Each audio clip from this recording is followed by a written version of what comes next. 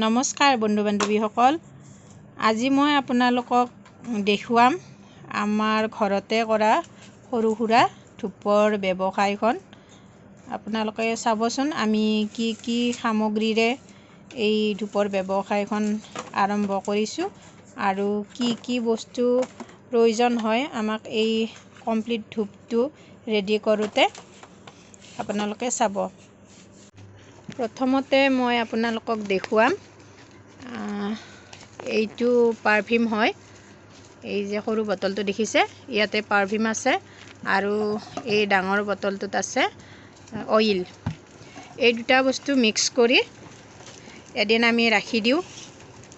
এদিন ৰাখি নেক্সট দিন আমি ধূপ দিয়াওঁ তাত।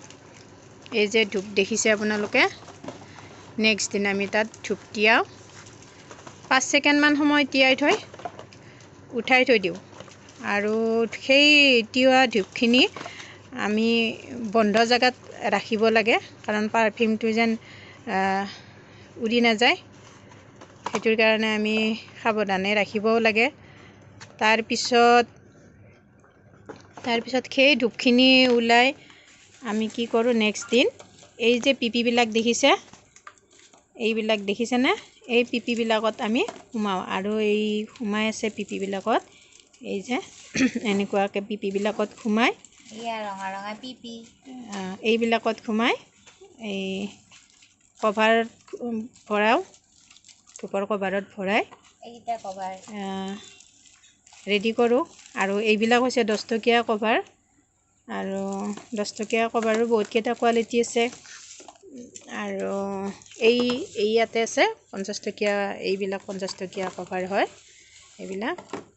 আৰু 50 টকীয়া কভাৰবিলাকত আমি ভৰাওঁ 80ডাল কাটি দিওঁ, আৰু 10 টকীয়াবিলাকত 10-11ডাল কাটি দি দিওঁ। এই 11ডাল কাটি আমি কভাৰত ভৰাই কি কৰোঁ, এইটো যে দেখিছে টেপ মাৰা মেচিন, এইটো দি আমি টেপ মাৰোঁ। মাৰি ৰেডি কৰি আমি এইবিলাক দোকানতো দিওঁ ছাপ্লাই, আৰু কিছুমানে আকৌ ঘৰৰ পৰাই লৈ যায়। বৰ্তমান আমি বেছি দিন হোৱা নাই খোলা, 6 মাহমানহে হ'ল। সেই গতিকে বৰ বেছি ডাঙৰো নহয় ব্যৱসায়খন, লাহে লাহে হৈ আছে।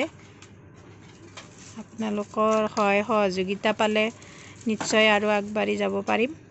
আৰু আপোনালোককো যদি দৰকাৰ হয় তেতিয়াহ'লে আপোনালোকেও কমেণ্টত জনাব। যদিহে আপোনালোকৰ এই ব্যৱসায়খন ভাল লাগিছে বা আমাৰ বনোৱা পদ্ধতিটো যদি আপোনালোকৰ ভাল লাগিছে, তেতিয়াহ'লে আপোনালোকে লাইক, কমেণ্ট, ছাবস্ক্ৰাইব কৰি দিব বুলি আশা কৰিলোঁ। আগলৈ আৰু ভালকৈ দিব চেষ্টা কৰিম। আজিলৈ বাই।